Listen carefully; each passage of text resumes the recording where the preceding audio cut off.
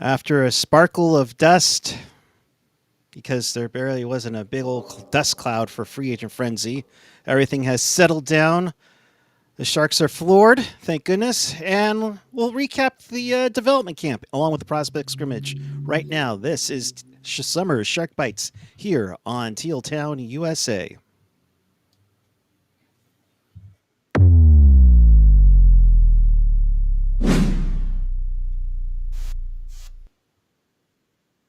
And we say good evening to you. It's July 6th, 2025. It's Summer Shark Bites here on Teal Town, USA. Glad for you to join us. Hey, if you want to be part of the show, chat with us and fellow hockey fans all over the world and in Sharks territory on the YouTube page or the app. You can always follow us on the social. You can also find everything at tealtownusa.com. Of course, if you want to support the pod, by all means, if you're watching us live, you can do so in a super chat donation, or you can hit us up on Venmo at tealtownusa. And with that, I say to all three of you, good evening, Mr. AJ Strong. What up? And Mr. Ian Reed. Hello, hello. Hello, guys. Good to see you. Hope you guys have had a nice weekend, along with our viewers. Hope you all are having fun as well.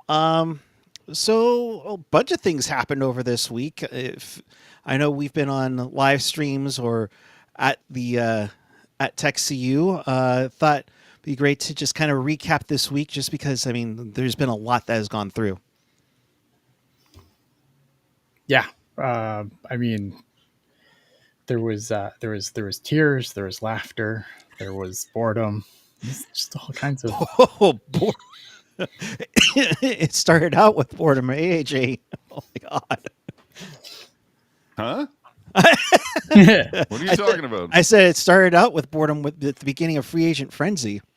Oh, yeah, that was a slow burn, eh? Oh boy, was it ever. No So one to get hurt for tampering. so let's be honest here. Should there be like a window where teams have the ability to talk to free agents or not? Because I think that's what kind of killed it early on, especially at least that first hour. Yeah, I think I think the we all know what happens, right? We all know, like, there's tampering all the fucking time. We know what happens. We know that they've got ways around it so that they don't really get hit with it.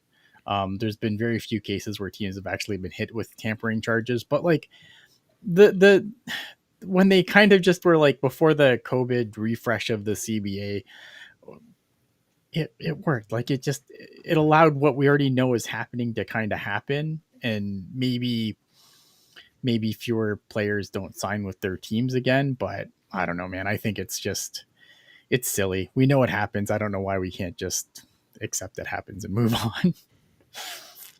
Make it Especially legal. especially in the case of Mitch Marner to Vegas, just seems sus.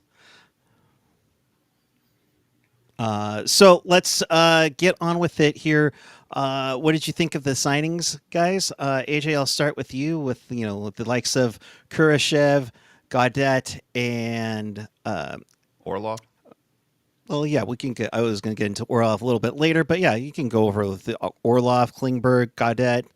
Uh, Well, I mean, to Ian's point, I mean, I don't know that we expected to see this many guys just stay with their own teams, Yeah. But I think a lot of that comes down to the fact that the cap's going up significantly over the next few years, so it's a lot easier to make room and have a plan. Uh, I don't know that Mike Greer accounted for that, but for the guys that they got, I mean, it's hard to make a gourmet meal when the store you're shopping at lacks a lot of selection of groceries. So there wasn't a lot out there. I'm fine with what they did. Clearly, the blue line needed to be addressed. You got 3 new faces coming in. Clearly, someone going to get squeezed out. Right now you got 9 guys, and that includes Thompson. But somebody somebody ain't going to be here in October, whether that's Thrun or Thompson or Mukamadulin. I mean, what have you? But I mean, just, and I'll poke the bear a little bit. The Canadian bear, dude, like, is how do you get rid of Ferraro and stay over at the cap floor? Right? I mean, you acquire Cap, you get Cap, like you take a player back. Yeah. So and let it not be Erik Karlsson. It's not going to be Erik Karlsson. I think that was like the most annoying part of free agency it was just this like, what old shark is going to come back so he can hit the floor? Is it going to be Brent Burns? Is it going to be Erik Karlsson? Are we going to get Granny back? And like, and then as those things quickly all went off the board, and it was kind of like, oh shit, what are we actually going to do now? We have to. I don't know. I was never super fussed about this because it wasn't a problem they had to solve right this minute. So I like the cap floor didn't. The whole cap floor conversation to me was kind of just whatever, because there's ways around it. You can trade people, you can bring in, you can trade for people, you can sign people, you can claim people off waivers. The Sharks did all of these things. So I don't know. I never really was fussed about the cap floor conversation. Yeah. Then I like Austin's comment in the chat. Now that Vlasic has been bought out, who has the worst contract in the NHL? Erik Karlsson. $10 million. If you're talking about return on investment, it's the worst one. It really is, unfortunately. Why am I seeing something about 2 streams? Because it launched different streams, so I'm getting that adjusted as we speak. Okay. Yep. So I just for the difficulty. I'm just here so I won't get fined. Okay. But I mean, overall, once everything's settled, you add in Orlov. A day later, you pick up Nick Leddy off of waivers from the Blues, which almost seemed like it was a quieter deal than Barclay Goodrow was last. But it was the same situation, though. Oh yeah, big time. Like it was another situation where it was like, I have no trade. I'm not going to San Jose. Okay, fine. You're going waivers. You're going to San Jose. Have fun. Like, I don't like Mike Greer.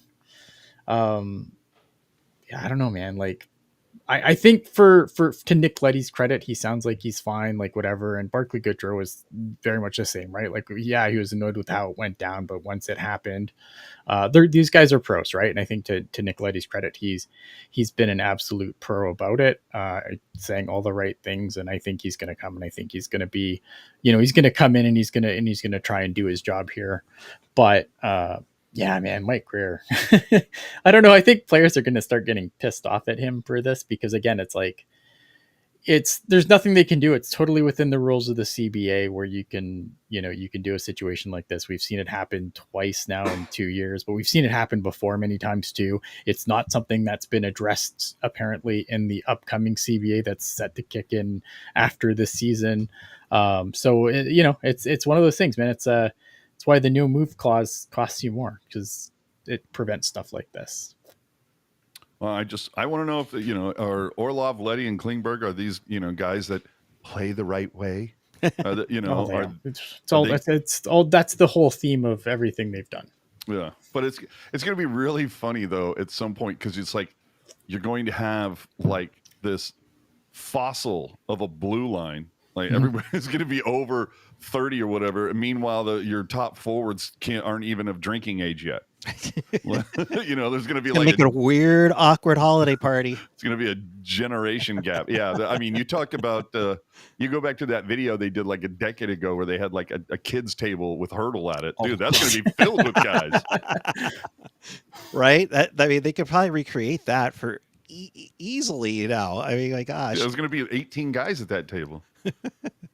The veterans are like, Toffoli's like, this is the whole team? No, it's fucked up when like Celebrini and Smith have to shoulder tap Eklund to get beer in the States. Right? Oh, man. But do you guys feel better about this decor, or at least a little bit better? I mean, obviously it's not done yet, but, and yes, like you guys mentioned before, moves have to be made. Yeah. But I mean, does it feel a little bit better? Well, is Ferraro you're number one right now? No. No. So Yeah. we're already way better than we were. Yeah, it's an improvement. I mean, it's an admittedly low bar. Like the blue line is improved. Is it good? I don't know. I don't want to stress that it's good. I like the Orlov signing after kind of giving it some thought. I think he had a really good season. He was absolutely dummied in the playoffs. But I mean, the Sharks don't have to worry about the playoffs. So if he's good in the regular season here, then it's fantastic, right? This is let's be honest. This is a stopgap. Yeah. This, next season is a bridge season for the Sharks, Yeah, but I think, Ian, you had the sentiment as I did, because you heard Greer at the deadline saying, okay, the gutting of this team is over. It's time to start build up. Mhm. And of course, the Tuesday, it's like, oh, crap, guys. I don't know. I mean, I think I was still freaking out about getting to the floor. But now that everything's kind of settled, it's like, okay, definitely, I think we've have an improvement of a team. And not just defensive wise. I think Gaudette and Kurashev are going to be helpful, but there are other moves that have to be made, because I mean there is a plethora of players here, not the least of which, if you have Misa and Dickinson, we'll elaborate on them as we go later on. But the more and more that this continues to go onward, where are they fitting in at the moment? You didn't even mention Chernyshov. In Chernyshov, remember, we played the buddy system in San Jose. That's true. Touche, my friend. But I mean, where are these guys? Go more bad contracts to take on as well, right? It's possible. I mean, Yeah. if somebody wants to give a little, slide a little something our way to take on a bad contract. Who I forget. Who is it that's got the really bad deal right now? Is it Carey Price? Is that the one I'm thinking of? Yeah, I mean they can LTR that till the end of it, but if the Sharks wanted to just use it like to hit the floor and just be like, yeah, we're just like Logan Couture, right? Like Logan Couture is still on the books. Yeah, but you get my point. There's still so much room, but maybe there's not a lot to shop for right now. No, I don't think so. I think I was really like on free agent. I kind of crashed out on the stream a little bit on free agent day. I mean, I just wanted this team to be better, right? Like I wanted this team to take a step. And at that point, like it was really depressing kind of seeing like, oh, well, this guy could have helped or that guy could have helped. And like nothing happened. And obviously like because of the cap going up and teams having more money to spend, a lot of guys looked around at the free agent market and they signed their own guys, and other guys that would normally have been squeezed under the flat cap into coming to a place like San Jose had options. And it wasn't like, when you kind of take it back and look at the big picture, a lot of teams struck out really bad in free agency, like teams that are better than the Sharks. For example, like the Minnesota Wild did fuck all. They have a bunch of cap space now because they just cleared their buyouts. They're way closer to the playoffs than the San Jose Sharks are, and they struck out in free agency. So I think when you look at the big picture, it's a tough spot. Like that mushy middle and the bottom, that's a tough place to be right now, man, because the teams like that are more appealing have cap space now and they're going to be able to sign guys, and there's not a lot of incentive to go to a dog or even a team that's trying to get over the hump. I don't know. It's going to be pretty spectacular when we sign McDavid to that $18 million a year next to him. Oh, hey, I'm great if it's 18 million. I was thinking it's going to be more closer to 20. I don't think so. But only one team is left in the underneath the floor. That's Anaheim. They still have 4 roster spots left too, for that matter. Same with Winnipeg, who's over the cap floor, but lost Nikolai Ehlers to Carolina. But well, I mean, look, you've got a couple of small pieces with the. I mean, there's also some addition by subtraction, like Noah Gregor, for example. But you also, not that this is quite so much of a big deal, but I think there's a little value in it that we're not wondering if Couture's coming back at some point. That question has been Yep. answered. Yeah. So you don't have to worry about that. Is he going to keep the C for the remainder of his contract? That's obviously up to the front office and the staff. I've said it a bajillion times. It would be hanging into Foley's locker right now. But I would the additions that they made on the blue line and the fact that we're going to have Askarov from the start, I would say that right there has to count, especially when you consider all the games the Sharks lost by 1 goal last year. I think they win at least a third of those now, if not half. So you're probably looking at a 10 to 15 point improvement, but I still think they're going to finish in the high 20s, like 22nd in the league, 23rd. But, there is a lottery to be won if you finish in that spot. And the tough spot is that if you win one, there's a great young forward that looks incredible, but there's also a nice, shiny right-handed defenseman at number 2, pleasantly ranked. So I don't know. We'll see. And before everybody gets excited, Edmonton's first round pick is top 12 protected. So don't expect it to go 1-2, unfortunately. Well, what do you think? Because the Oilers going to be drafting in the fucking lottery. Hey, it could be Connor McDavid be like, okay, we're falling apart. Trade me right effing now to Toronto. There was a lot of times last season where that's going to happen all year. They couldn't find that extra goal that they needed. I think if you get Misa and Chernyshov on here, you're going to find that extra goal. And Troy, I would love to answer your question very late in the show, where we can move on to Ozzy's last performance. I would love that. I'll start. We'll save that in a sec. Yep. Yeah, but I just feel like this team is going to. Will Smith started slow. I don't see that happening this season. Like he's got some chemistry with Mac. I think you put whether it's the milk and cookies line together, and then you put Eki with Misa and Chernyshov, that is a great top 6. Granted, not the most experienced in the NHL, but you got to get it somehow. But that is a lot of offensive power, and all of those guys can skate pretty damn well. So that's, and then you got a heavier line at, on the third line, whether, whatever Wenberg is driving. And, if it ends up being like Wenberg, Kurashev, and insert dude here, whatever, we just know that Goody's going to drive the fourth line and for some reason will not get scratched one time this season. So annoying to me. Yes, of course. It was interesting because I was listening to 32 Thoughts, and they were talking about Will Smith. Wait, you listen to a podcast that isn't this one? Rude. I never listened to this one. And they were talking about Will Smith, and they said like that what they noticed was like that he just had to, like, once his confidence kicked in, that he could hang at the NHL level, whereas like he was kind of questioning himself to start, and like now that he's proven to himself that he can, like they think that he could potentially have a big season. So I think it's I think, but it's important to remember. I think when you're talking about guys making this team, like their first year of pro hockey, I think it's important to remember how Will Smith started, because I think you have to have that patience with these guys as well, whether it be Sam Dickinson, whether it be Michael Misa if he's on the team, whether it be Chernyshov if he's on the team. Like it's one of those things where I think it's going to be important for Sharks fans, if it doesn't start out great, to remember how Will Smith went from being like every other show. It felt like we were talking about, when are we sending this fucker to the Barracuda? And then by the end of the season, like the second half, he was the best. I think he was even better than Mac for stretches of the second half of the season. Well, and where does Graf start?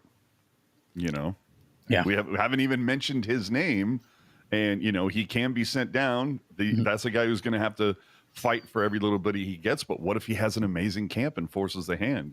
Yeah. Something's got to give. And you have a full bottom 6 as well. I mean, it's going to be interesting how this all turns out. But it's a nice problem to have, guys, especially since now that we've hit the cap floor. Leddy got us over the cap floor. There were a couple of trades that happened. We'll start off with the big one with Pittsburgh sending a 2028 third rounder because apparently Mike Greer is allergic to them to Pittsburgh for. To be fair, the Sharks historically suck at third round picks, but go ahead. No, that's true. Send it over to noted goal scorer from last year, Alex Nedeljkovic. Yes, What did you He think had a of goalie this goal move? last year? he did. Yeah, That's great. There were like 3 or 4 last year, right? I mean, throughout the league. I think so. Yeah, it And- seemed like and- there was one every month. And I think Nedeljkovic has done it in the ECHL, AHL, and now I NHL. believe that's true. Yeah, Yeah. I believe that's true. Oh my god! Now he's just like, here, I teach you everything now. But That's all I mean, we need is Askarov working on his shot. but I mean, they wanted a goaltender that would compete with Askarov for the top spot. Ian, your thoughts? It's the theme of the day, right?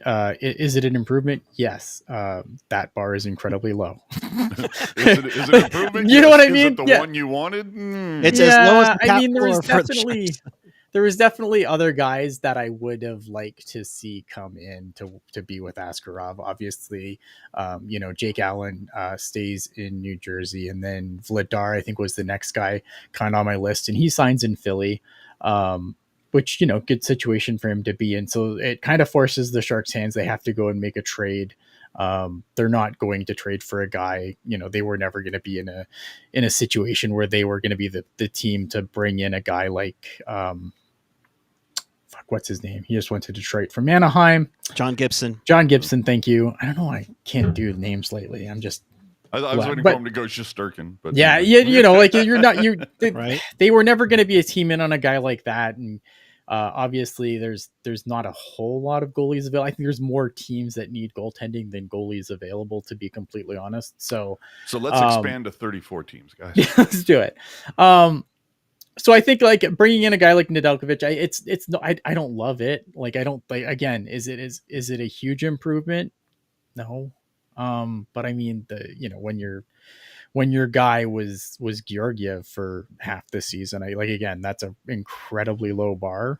I think Ned's going to be able to come in. I think he will give the team starts. I don't know how quality they will be, but he will be able to come in, and Nedeljkovic, he's generally healthy, which is good. So he can come in, he can play, whatever the split they want with Askarov is going to be. I don't love it, but I don't hate it. Again, like AJ said it off the top, right? Like you can only buy what's on the shelf, and what was on the shelf was not very good. I was still a proponent to get Vanacek back, but that's fine. And Vanacek went to where, by the way? Where did Vanacek go? It wasn't San Utah. Jose, so Utah. Utah, yeah, It wasn't San Jose, Who because gives a shit? Yeah. So he goes to Utah again, right? A team that's kind of like it's a team that's much closer than the San Jose Sharks, and I think it's kind of, again, that kind of goes where when Yeah, but buddy, you everyone got has your money. cup. Who cares? Yeah. That's why he's in Utah right now. I was going to say, Yeah, but he's never going to be the guy here, right? Like he won't be the guy in Utah, but I think he's going to get more of a split of games between him and Vejmelka than he would here for Askarov. Or for all we know, he has Mormon tendencies. We don't know. We don't know. God. All right. He So wants more than one wife. No, go ahead. Wow. letting that marinate for a sec, everybody. All right. So moving onward, there was the other trade I think that was really grinding our gears. Thomas Bordeleau, who somehow was, given a qualified offer, goes Close to to New retain his Jersey, rights. to New Jersey for Shane Bowers. Yeah, both guys needed a new team. I hated this. I have calmed down on it since. If I would have recorded this on the day it happened, I'm sure it would have been Our most viewed video quite ever. the tirade. The problem, I don't have a problem with the move overall. I have the problem with the move on principle. I don't listen.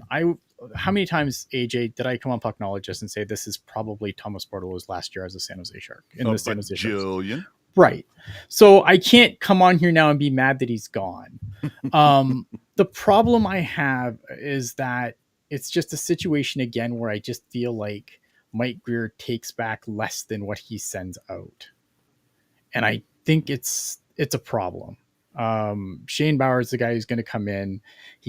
I don't know where he would sit on the Barracuda center depth, but he's not replacing Thomas Bordeleau. And I think that, he's a guy who had like 17 points in the AHL. And yeah, he's had a few, he's had a cup of coffee in the NHL here and there, but like it's just another bottom six grinder, plays the right way. Like, are we not tired of this yet? Like, this trend, and it's just it continues. It's and again, it's not the players specifically going out that I'm upset about, but it's like when you look at some of these more recent trades, when you look at the Fabian Zetterlund trade, and now this one, it's like it's a talented player going out for a guy from the guy factory, and it's dumb. And the Barracuda, like everyone's, they've got better players now. Not at center, they don't. Igor Chernishev is a winger. Quentin Musty is a winger. Name your guy is a winger, other than Cam Lund, who probably starts the season there, is like the one center in that group. All these other guys that could possibly play on the Barracuda, they're all wings. Wouldn't you like them to have a decent center to play with? Now, I like Cam Lund a lot, and he's probably your 1C on the Barracuda, but are we excited that Philip Beasted's your 2C on this team? Because I'm not. Like, I like Philip Beasted, but I don't he's going to have quite the jump to replace, and maybe with playing with the wingers that he's going to play, maybe he pops off. But I just think it's you've kind of made a hole in the Barracuda lineup that you didn't really have to make. Like, it's, in my opinion, it's kind of an own goal. I know some people are like, oh, well, he probably wanted out, but no one's saying that. Like, no one has said that out loud. So I'm not going to make excuses for Mike Grier. Oh, well, because I feel like it's just copium. Like, it's, oh, well, he probably wanted out and Mike Grier had no choice and Mike Grier couldn't do any better. Well, that's his fucking job. His job is to do better. Can I galaxy brain conspiracy this for you? Yeah. Okay. This is Grier slowly getting rid of everybody DW Jr. took. Fine. So find another guy. So if you're done with Thomas Bordeleau, go to another team, identify a player who's in a similar situation as Thomas Bordeleau, who just, who can't do enough to make the jump to the NHL. You kind of trade for that guy. Like, what was the problem? Was that Merkley and Kraut or Kaut? Yeah. So something like that. Or who do we get from Nashville for Ozzy? We got something back in there? Afanasyev, yeah. I mean, I think he does play a little bit of center, but still, it's nothing like, oh my God. Yeah. Well, so far, I mean, so what? 1, 2, 3, 4, 5, 6, 7, 8, 9. 9 guys taken in 2020, and right now, Gushin and Co. are the only ones that remain. Weisblatt gone, Bordeleau gone. Robbins, where did Robbins? I thought I just read something. Robbins got traded. That's what trade deadline. Yeah. Co's gone. He wasn't qualified. He's UFA. Oh, okay. So it's Gushin and it's who basically knows? Gush and Eklund. Well, no. Eklund was the next year, but still a DW. He's a DW pick. Yeah. Well, there's still a yeah. But anyway, it's just so funny. It's going to be very interesting to see. Not the least of which as well. A lot of the teams that have moved. What you would? Well, no, I just remembered. Okay, so if you're a Bordeleau fan, right? Tell me I'm wrong on this, Eric, but didn't Bordeleau get together with the Sharks and put together like a run of apparel and clothing at sharksproshop.com? Yes. Yeah, and they're doing the sidewalk sale. So if you're a Bordeleau fan, I have a feeling that a whole portion of the sidewalk sale is going to be the Bordeleau corner. They will have the Bordeleau booth in one corner. I'm sure they're still trying to get rid of Evander Kane jerseys at the same time. The Grace mentioning Casper Hultnen, also a winger. So I just I don't know. Yeah, I see that jersey behind me. Yeah, that was a great investment there. Okay. I like how Jules is just picking players off. Like, yep, fuck that guy. He's gone. Nope, Yeah. he's gone. Yeah, Like, so we're so- waiting for the next one that Jules is So wanting to. moving on from like I know Shing was musing about it. He didn't like he wasn't a report. It was just him musing that everyone turned into a report. But like about like what's Goosh's future. I think Goosh is a guy that would make sense like to fuck off at this point, just because again Casper Haltonen, Quentin Musty, uh, Quentin Byfield, like all these Beast guys that Beast, are you going to mean? be. I wish we had Byfield. Yes, beast, whatever. Yeah, But like all these Byfield, wingers, right? Right. All these wingers like are now going to be looking for ice, and Goosh is kind of in the way there. Although it's again he scored a shit ton of goals last year, so you kind of want that around. I don't know, like and as far as like bringing the player they brought back, it's like oh well they addressed a problem the Barracuda have. You know how like, and trust me, the amount of people on Twitter that are Barracuda experts, like compared to the number of people that watch Barracuda games, it's insane. The Barracuda trust me when I say they did not need another bottom six fucking forward. This organization is not wanting for bottom six forwards at any level. And good luck replacing Potsy, you bitches. Yeah, sucks, Yeah. right? But I mean, I that one makes sense. Like it's a situation where both sides were right. Mm-hmm. And Jimmy Schultz as well, Who? the CUDA captain. Yeah, So they did have the CUDA did bring in other reinforcements: Jimmy Huntington, Samuel Labarge, Cole Clayton, not the least of which Pavel Regenda, who I thought made a nice impact yeah, it's on nice. the team, It's a nice and Colin White as well. But I like Huntington too. I think that was a nice little pickup for the Barracuda. The rest of it I'm gonna go whatever, but I did like Huntington coming in for the Barracuda. But is Carrier your option then all season?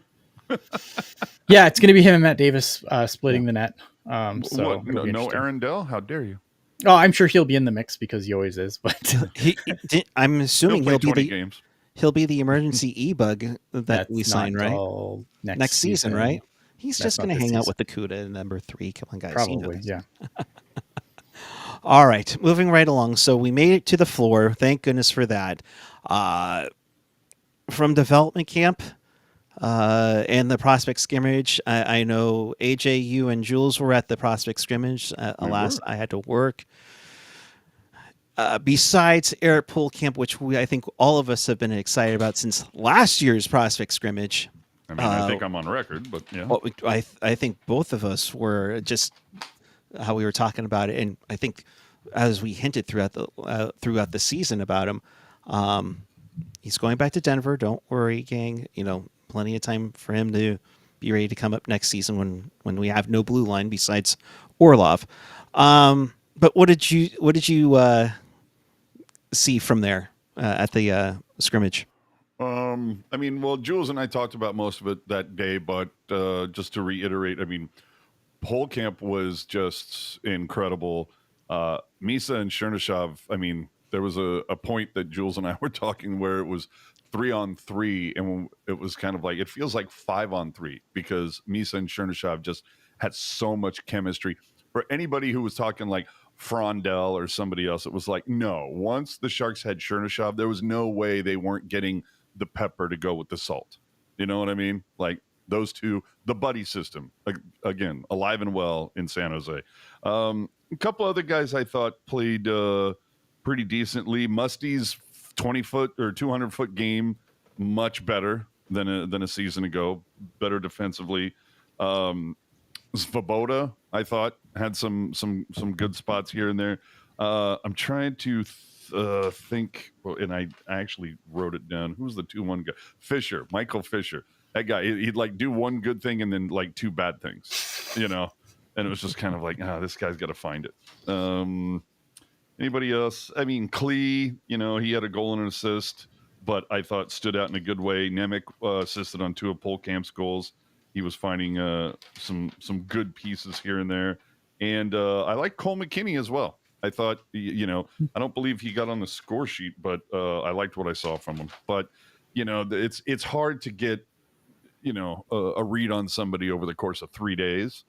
But I think training camp, I told Jules this, it was enough fun watching this prospect scrimmage where I was kind of like, I might have to bring the laptop 3-4 days a week during training camp and set up shop there at Tech CU just so I can watch some of this, because they were a lot of fun to watch. That Misa and Chernyshov, I don't know that people are ready for that.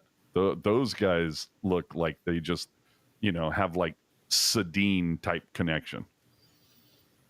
Yeah, they were really fun. The guys bring up in the chat, I agreed. I thought Drew Modoni was really good as well. Believe yeah, he had a goal, I think, right? It's one of those things where it's like a peer on peer goofy scrimmage, right? Like there's not a whole lot of. Although I will say that somebody, I wish I had noted who it was, but somebody had the opportunity to drill Landon through the boards, and they just barely brush bride him, and it was Right. like they almost like just patted him on the head as they were going by. They're like, "You tried." Yeah, it was fun. I enjoyed it. I watched it. I watched after the fact, which was nice because I could just kind of fast forward through all the stoppages and everything, and just kind of watch the play. I thought the goaltending was fine. I thought the goaltending was actually really impressive early on.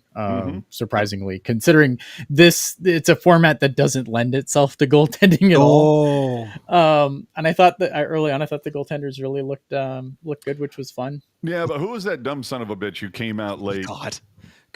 Kirsch. We were like tend the goal. Kirsch, yeah.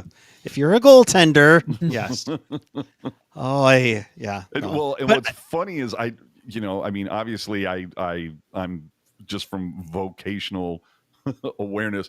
I'm used to projecting my voice, and we're up on the landing, and dude comes out to play, and I'm like, "What the fuck are you doing?" and Jules is like, "Dude, bring it down a notch."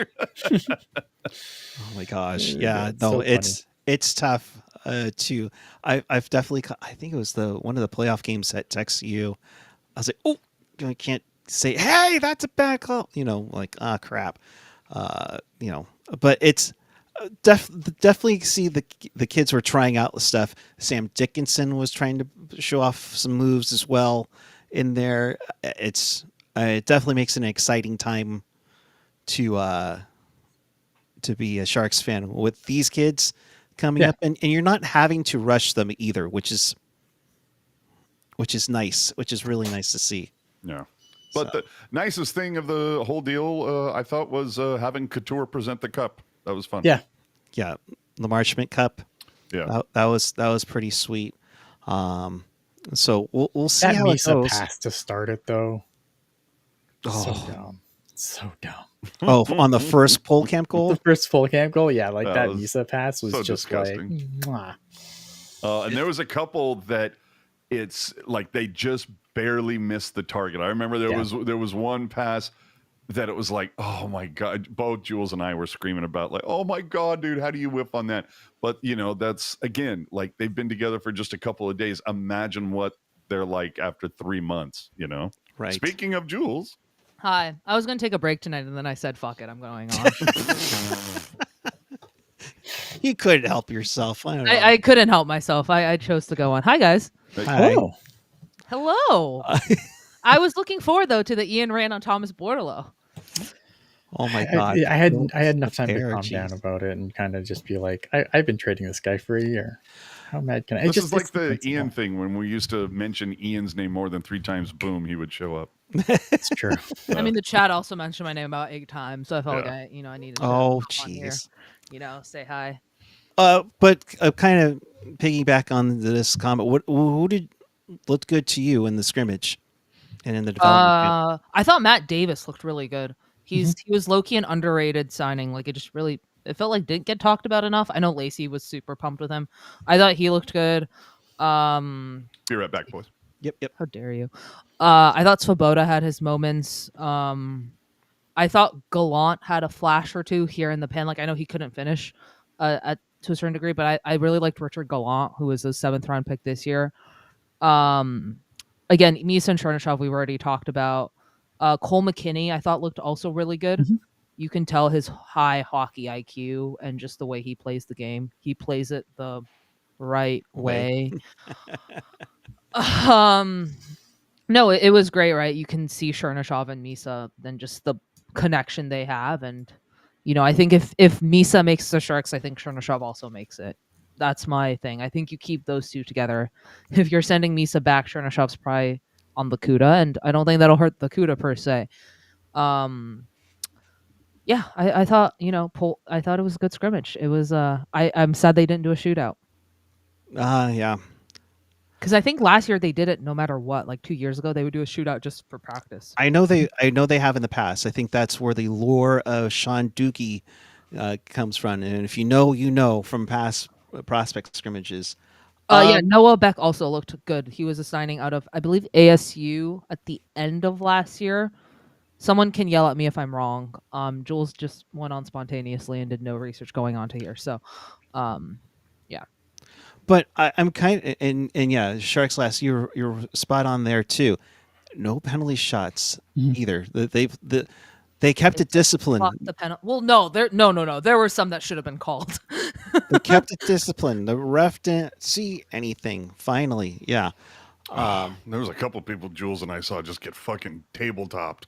100%. And was like, no, play on, boys. So we're all excited for pole camp on the Cuda next year. If that kid is playing that way again, I don't know that he starts with the Cuda. I think I don't know. So here's the thing, right? You have to remember with the prospect scrimmage is it's a pure on pure thing. It's not real. But he was out there making people look stupid. Yeah, he's definitely like he is definitely a step above his peer group. And I think that I'm not trying to take anything away. It'll be interesting to see how he plays with actual NHL forwards bearing down on him. And I'm not calling him Ally Afraidy, but the dude has a fucking cannon from the point. Yeah. I want to, you imagine him out there with, I don't know, the next wave, whether it's Thompson and Dickinson and Wang. And I mean, good Lord. What did you guys think of Wang? Because I've heard mixed thoughts on Wang. So I'm just curious what you guys thought of him just overall. Needs seasoning, but kid's got wheels. You can't teach speed. You either have it or you don't. So, yeah, you can't teach the skating. He has a lot to work on. He's again but when he was drafted, I mean that was the big thing, right? Like this dude's gonna be a project. So he's got stuff to work on. I think he's good. He's playing next year. I believe the plan is for him to play in Oshawa for another year, which I think will be good to get that full season in the OHL before moving on to Boston University. And I think it's going to be the right thing. I think the thing that you have to remember with him was he was playing in an absolute awful league halfway through the season. The NCAA ruling comes down. He jumps up to the OHL because it's no longer a barrier for him to go to the NCAA. And he goes from playing into one of the worst leagues in Canada to the second best league in Canada. Yeah. And, and had to make a lot of adjustments on the fly on a really good team. I mean, this is an Oshawa Generals team that went right to the OHL final. So, in order to, so he had to make some serious adjustments really, really quick. And I think that having a full season in the O under his belt and then having the college season after that, I think it's going to give him a really good opportunity to refine his skills and have a maintained level of competition instead of the mishmash that he had this year. And I told Jules at the time that he reminds me a little bit of Pronger. Mm-hmm. Big guy, but skates really well and uses his reach really effectively. But boy, between, like I said, Dickinson, Wang, if Polkamp is your 3 and he's quarterbacking the power play, hi-yo. Yeah. And this is a guy who's been playing hockey not very long either. Like that's the other crazy thing when you consider like he's been playing hockey for, what is it? He started playing really seriously when he was 14 or something. He's 17 now. Like it's just dumb. Like it's what he's been able to do so far. Like, but yeah, there's a lot to work on there, but I think there's things that he does that you can't teach. There you go. Yeah. It'll be interesting. The rookie camp is going to be very intriguing. The rookie face-off, I think they said it's going to be in Anaheim this year. Should be another goodie for the Sharks in my mind. So that'll happen in another goodie. No, the Sharks already have one. No. All the goodies. Say Game 7? What? No. So we'll see how it goes. Anything else you guys want to add? Chat, if you have anything. But thank you, all of you, jumping in. Apologies for the issues we had early on. But now's the time. If you have any thoughts or comments, fire away. I think there was one we saw earlier that was pointed at AJ in regards to. I see the Kiss poster. So AJ, your thoughts on Ozzy's last live performance? I haven't gotten all into it. I was waiting for some shit to be uploaded and whatnot, but I saw a few songs. I saw War Pigs and Paranoid and all that. Look, God love him that he was able to go out there and do it, and I like that they put him in that king's throne and had everybody out there. I loved the amount of people that all were involved. I think there were probably a couple other people that should have gotten a phone call, like a Brad Gillis, perhaps. Some people, Bob Daisley, some guys that kept the wheels of the Ozzy machine spinning during a time when Ozzy was too fucked up to know which way was up. But either way, I just thought I thought that was really cool. That was the way you do a kind of that's the way you put a career to bed when it comes to live performances.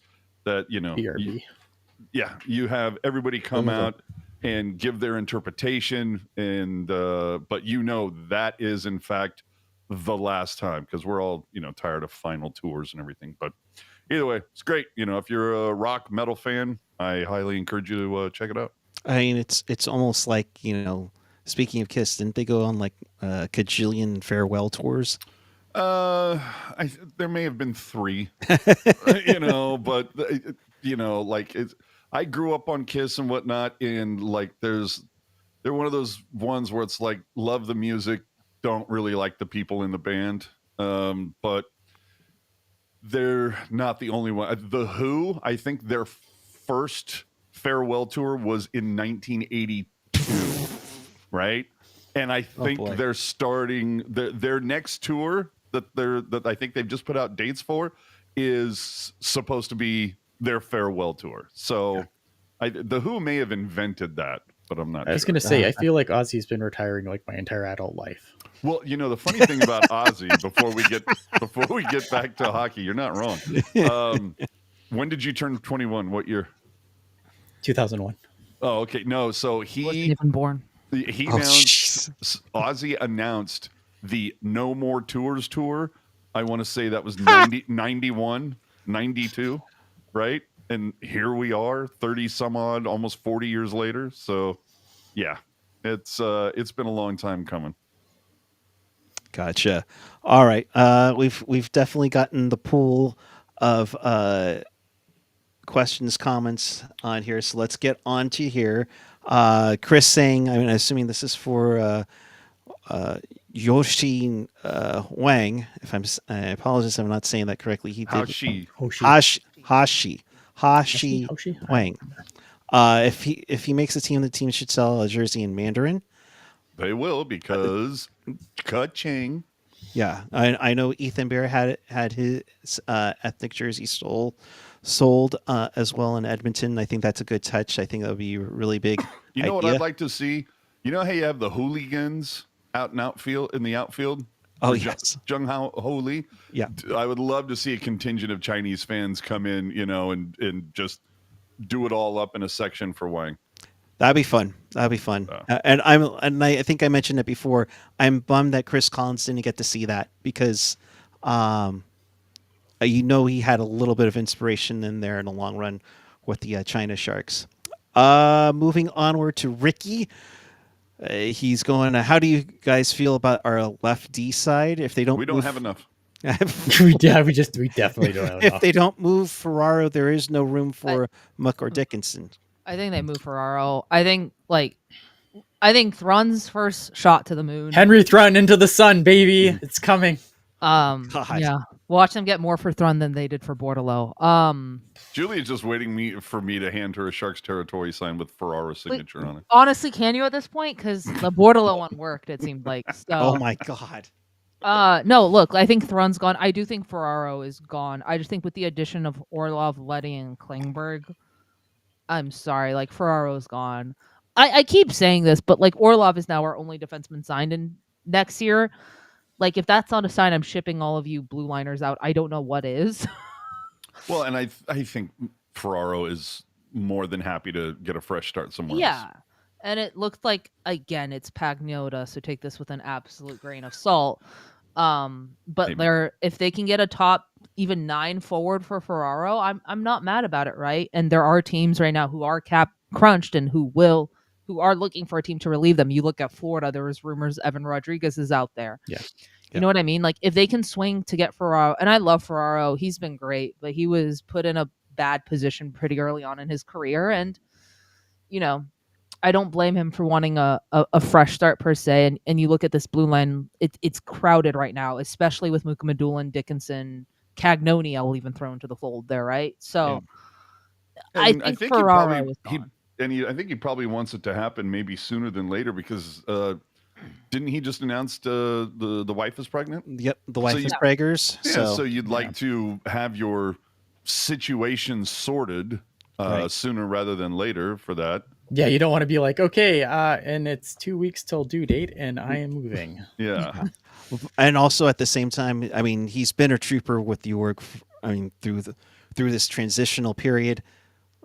Be nice to get him, someplace to help him out, whether it's Toronto, Florida. But I mean, I can't see anything. I think Tampa, honestly, if I'm being real. Yeah. I think Tampa, that blue line is, they have pieces there, but I think they could probably use a bit.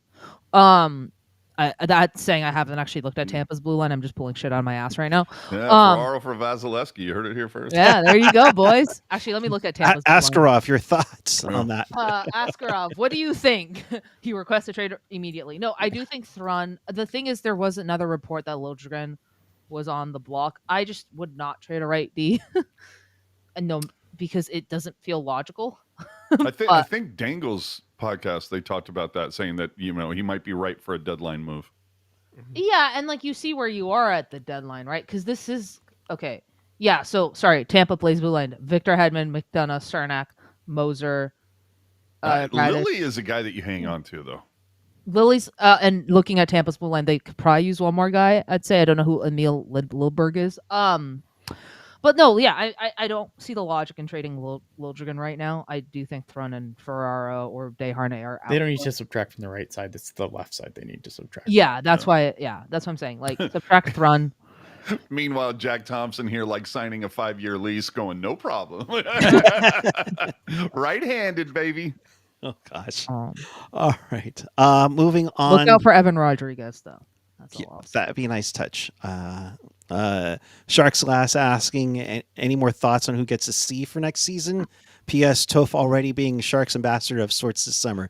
Yeah, he's been all over Northern California. I think Sharks fan ran into him for his 21st birthday, and I got a picture with him. So wasn't he at some sporting event not too long ago as well?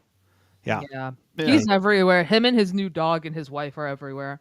And then soon they'll have 2 children with them called Celebrini and Will Smith. Of course.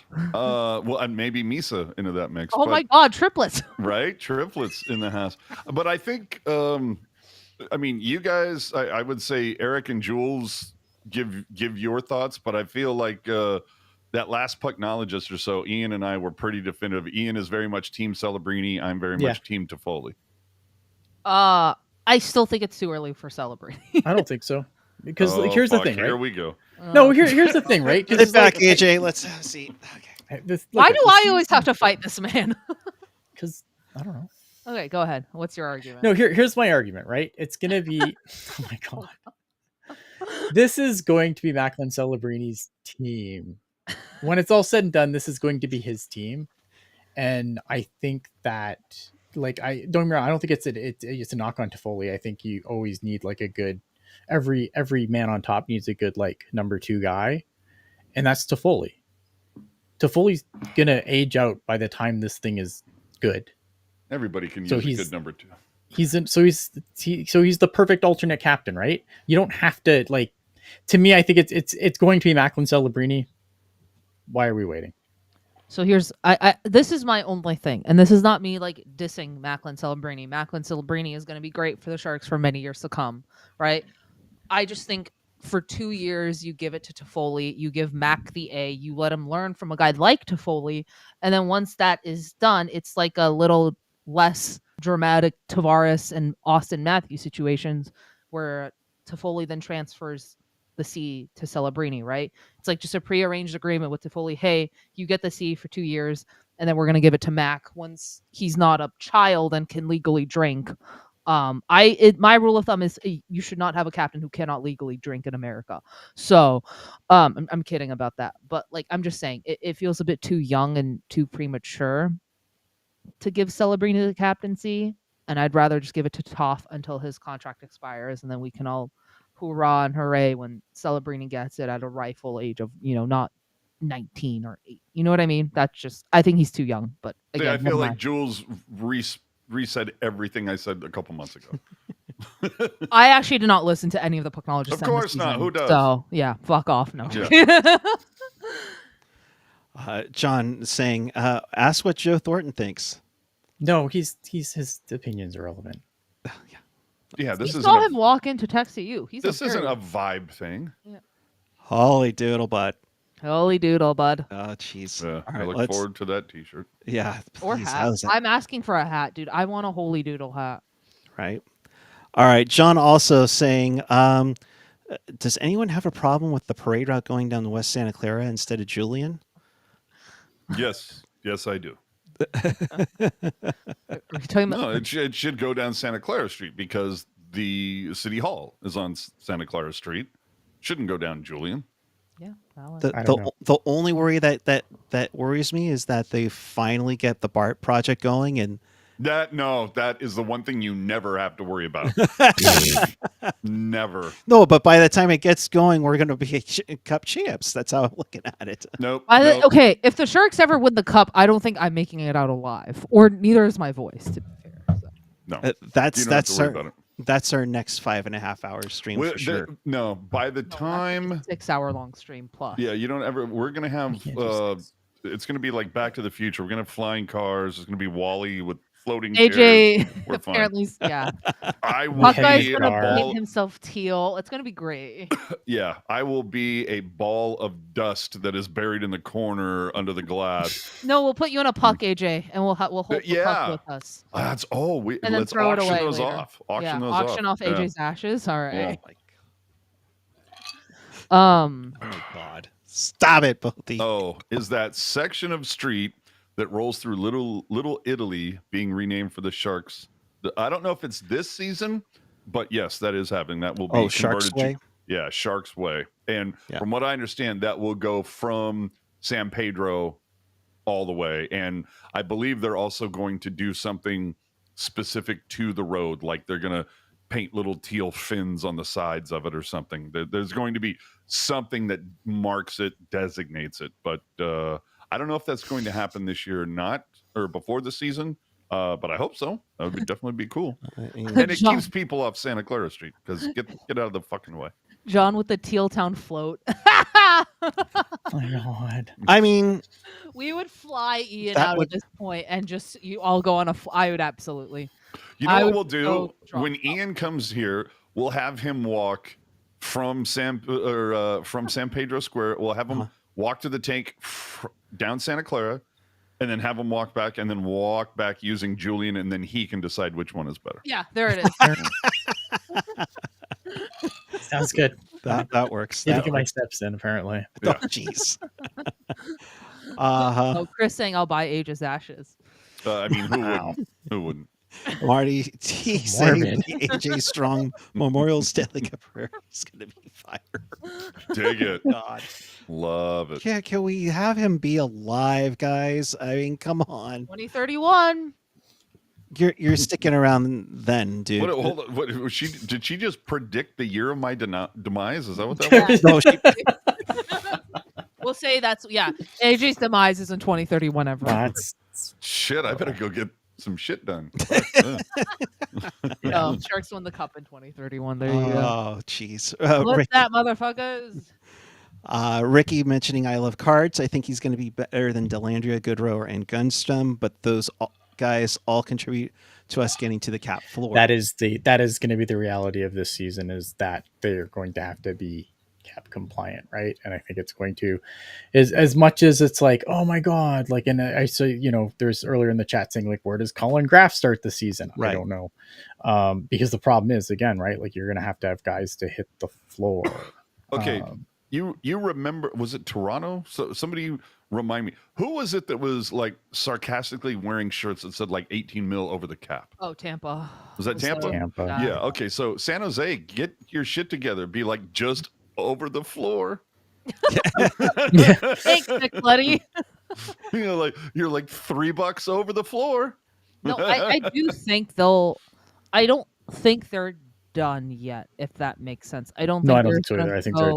I think they want to add another forward and subtract a defenseman to do it. I also think they're not going to allow themselves to be in that situation where they have to worry about hitting the cap floor every night, right? Oh, no. Like, I agree. You want to, if the kids prove and if the kids deserve a spot, you should make a spot for them. And then come training camp, you can ship out guys like Grunstrom and Delandria, and because they're all signed to what, like 1 year? Like, no one's fucking signed on this team beyond this year, right? So I don't think that's going to be a problem. And again, I don't think the Sharks are done. I do think Colin Graff makes the opening night roster. I think too, the other thing is that, like, again, right now, I think for like free agency, like the open free agency, I said earlier how teams at the bottom were kind of whatever, because there wasn't the squeeze that the flat cap put on certain players to have to make decisions. But I think as like, there's still a finite number of jobs. And I think as the season gets closer and as some guys remain unsigned, they're going to have to probably be like, okay, do I consider a place like San Jose because I really want to play this year? So I think maybe in the long run, that'll help a team like the Sharks. But I think right now, just in the initial aftermath, and now we're going to see, now that like all the big fish are off the board, it's going to be interesting to see what that follow-it has as far as trades, as far as free agency. But I think as they get later into the summer and guys haven't signed, that they might be able to pick up some players there as well. Yeah. You better get into Shark Glasses question, bro. Yes. Oh yeah. I'm trying to. Oh, what's yes. on I'll ask again. What's on Ian's wish list for when he rolls into San Jose this season? Sauce. We're gonna go. Yeah, we're gonna go. I mean, obviously, I want to get to a couple Sharks games. If I'm hoping that the Barracuda will be playing at the same time. But me and Jen are also, like, obviously, Jen's been looking at things that she wants to do while we're down there. We're definitely gonna go and check out Alcatraz, as long as Trump doesn't turn it into a prison again. Maybe I'll visit there because I'll be like, hey, you're not American, off you go. Oh, jeez. I'll be like going in the door and ICE agents are going to pick me up and drag me away. Just so keep your elbows up. You'll be fine. I'll be fine. He's a great robot, wonderful robot. So yeah, I definitely, we've kind of just preliminary started looking at, we don't really we're waiting for the schedule to come out so we can really kind of hammer out the dates and July then kind of go 16th. from there. Yeah, July 16th. I mean the dates of the Sharks schedule, obviously, to July really 16th. hammer that down. Yeah. But yeah, like, we want to go check out Alcatraz. I think there's a few other things we want to do too. You got to hit the beach, Santa Cruz. Yeah. Oh yeah. 100%. You know. Golden I don't know. Yeah, I don't know if stick you my guys feet are in the water. The Taco Bell Cantina. Yes, you got to do the Taco Bell Cantina. Napa Valley. I mean, there's all sorts of stuff. Oh yeah. Escapades. What about Joey's question here? Oh, do you think the Sharks won't finish with the worst record this upcoming year? I don't think they will. I don't think they will either. I think there's going to be teams that are going to be The actively Flyers. trying to be the worst team. Yep. And the Sharks aren't. I don't think they're going to be good, but they're not going to be trying to be actively. There's going to be no situation where Askrod's going to make too many saves and they're going to ship him out. Yeah. Right. But I'm also interested to see who this upcoming season's Nashville Predators are, in that which team has like hey, they've got some talent and then fail miserably. I don't think that really happened this free agency though, where a team went out and like splurged that much, because everyone signed before the fucking opened, right? Like, the only team you could look at is Florida, because they brought in all the guys basically back, and I don't think anyone's sitting here saying Florida's going to be trash next year. No, I don't think that happened this year. Where it was what happens when Marner doesn't have 20 goals by Christmas? So that could be interesting. I think the Leafs are in a position where they could be a little like they have to produce. Like they lost a lot of firepower up front in the regular season, right? So Well, we'll see what I happens. like Boston being the dark Well, horse for Boston being a was shitty already team. going to be a shitty team. The free like they were. Yeah, but I think I agree though, because I think Boston's a team where they're obviously banking on Jeremy Swayman bouncing back, and I think if Jeremy Swayman bounces back, they're probably fine. But if he doesn't bounce back, then they could very easily be a dark horse for the. God, How does Winnipeg respond to the loss of Ehlers? Winnipeg is going to be interesting. They're always a bit of a wild team to predict, I feel. And think- how much better is Edmonton going to be without Kane Way better. They're gonna win the and cup. Perry? Hey, they'll Not much. Like, they'll stay out of the penalty box at least. Yeah, no Kane, no Perry. Oh my gosh. I mean, they had to pay Evan Bouchard. Obviously, that's a big deal. They're gonna figure out how to pay Connor McDavid. That's gonna be like their cap situation's a complete mess. I'm just bummed that the Pacific Division is so kind of meh, because I would love for Vegas to just completely shit the bed, but I there's don't just think they will. it's just Unfortunately, the competition in the Pacific is just so lackluster. Yeah, it's easy for them. Like who honestly is like on the come up, like Seattle in the Pacific. Yeah, I'm Nobody. like Seattle. No, it's like Anaheim. I mean, Maybe. See, I wouldn't even say Anaheim. It's basically like I think That's if they pay their we're going to see the same shit as last year. It's going to be Vegas, Edmonton, and everybody else. well, Right, Anaheim probably. versus to pay their fucking people. They still have not paid. Yeah, they're gonna they're gonna sort that out though. Again, they're below the cap floor. They're gonna figure out their stuff. I think I'm fascinated to see what the Calgary Flames look like this year, because I think the only reason that they were as good as they were is because a team like Vancouver completely imploded on itself. Well, and how fast does Kane poison that well? Well, they were already like low-key a interesting locker room, and now you add Evander Kane to them, and Yeah, I can't Right. wait to watch Like, that. Like that. they What's just the one for another. Eric? What's that show that they have for football? At least where they go behind the scenes. Hard Knocks. Yeah, let's get a Hard Knocks going for the Canucks. That would be fucking fantastic. I don't know what's more of a nightmare, or would be the Canucks or these shirts that the Nashville Predators wore the other day.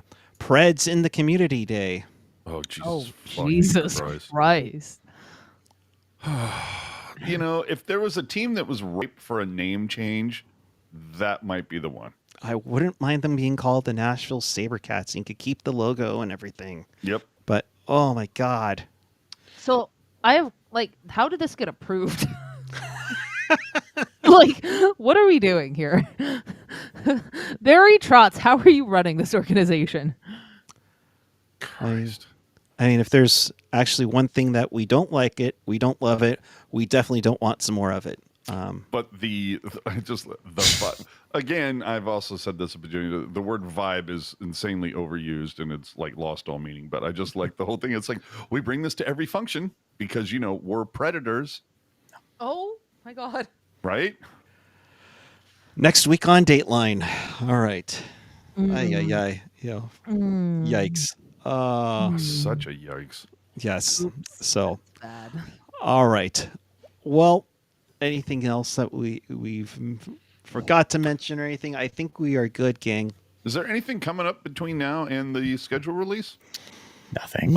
of note? So maybe there's going to be, a couple of moves on the periphery or something. But aside from that, it's going to be pretty kind of everybody packs it in until camp opens, right? Yeah, I mean, this is kind of essentially our summer vacation of sorts. Love it. All right. But I'm looking forward to the schedule, of course, because are we finally going to see any of the that we were promised, those home and homes, or just the fact that you can host the same team 2 games in a row? Like when they do the 84 game expansion, if they don't build that in, they're fucking stupid. Yeah. That's not going to make any sense to me. The other thing that I've heard tale, but no confirmation, the Sharks play, the East home and away, right? But you played Central 3 times. Mhm. I've heard tale that Brent Burns will only be visiting San Jose once this upcoming season. So get your tickets for that game against the Colorado Avalanche. I don't know what number he'll wear in Colorado. See, and that's the maybe he goes. Does hockey? Do they put out the number 0? You can't be a number 0 in hockey. A double 0? Can't. I think that was the first one that was blocked, was 00 before 0. Really? Oh, see, because The reason is because of, and it's you know the reason. No, whip it out. It's because whatever database they use is the zeros fuck with it. So it's like Y2K for hockey. That is my understanding. I'd have to go and find I would have to go and find that, but I'm positive that is the reason. But no one can wear 0 double zeros because it fucks with whatever database they have at the league. So what's the problem? So it's Makar has 8, right? Who has 80? And that Natchez. Oh yeah. See, but I feel like Natchez. You know what, Burnsy, just buy the kid a fucking Rolex and take your seniority and take your fucking number. Hey, it worked for what's his bucket in Carolina. Yeah, Roslovic. Yeah, but Roslovic. But the problem is, it's like, Natchez going to be there for a while. Burnsy, let's be honest, is going to be there for a year. So just, I don't know, fucking half it, go 44. Negative numbers. Go for. You know what I could see him doing? I don't know if it's available. I'm not familiar with Colorado's roster. What if he goes 19 in honor of his beard bro? Retired Joe Sakic. Yeah. Oh, that's right. Well, I mean, maybe 91. Isn't that what Jumbo wore in international competition? 97 is what Jumbo wore. 97. So maybe 97. Yeah, I don't know. Maybe that. I can't wait for Jumbo to pick a random ass number. Not Jumbo, fuck, Burnsy. Just a random number that we didn't talk about. Man. I mean, it's either that or what, since he wore 8 or 88, what, he splits the difference, it goes 44? Yeah. I mean, it's possible. We'll see.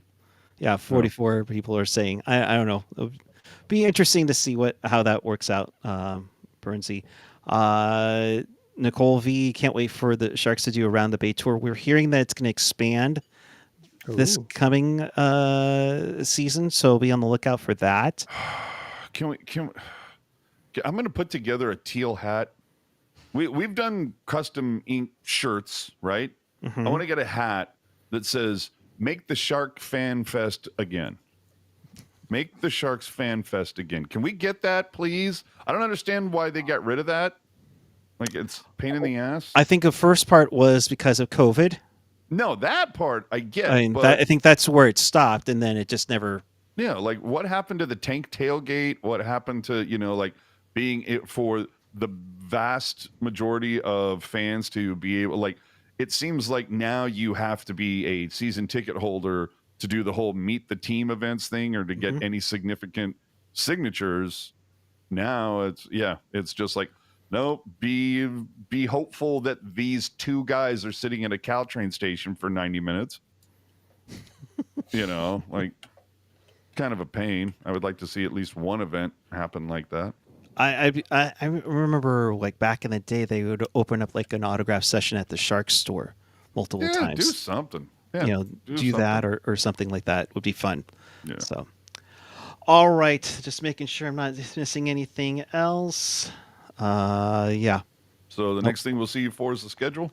Yep. Unless news breaks, that's when we'll be on next. So in case you missed anything or you want to watch this again, check us out on tealtownusa.com or wherever you get your podcast. The audio version will be up in a little bit. Of course, you're watching us on the YouTube channel. Thank you very much.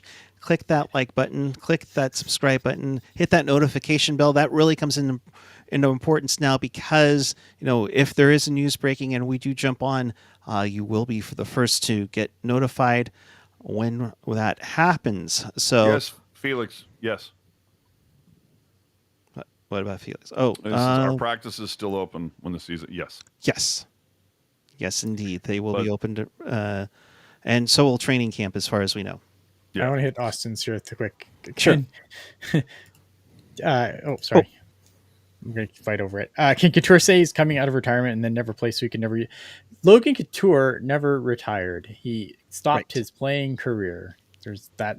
Some people congratulated him on his retirement, but the official thing that he said when he announced it was that his playing career was over. He never said retire. His cap will count against his money will count against the cap this season. Mm-hmm. It's not official until he files the paperwork, and that will not happen until he gets paid for these next 2 seasons. Yep. Yep. I like John's comment. Yes. Hit the like as if it was Corey Perry's mug, who will be in the Pacific Division as an LA You King. want to talk about a team that I could see taking a slide this year a little bit? LA. LA. Yeah, absolutely.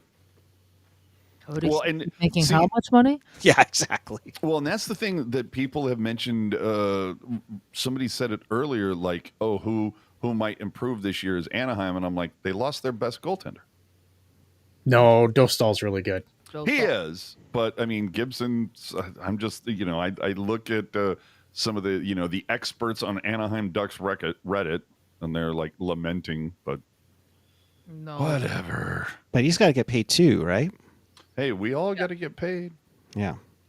Which is going to be so awkward considering the optics of it all, considering that the Ducks are the only team that are below the floor and they need to pay him and they're going to arbitration.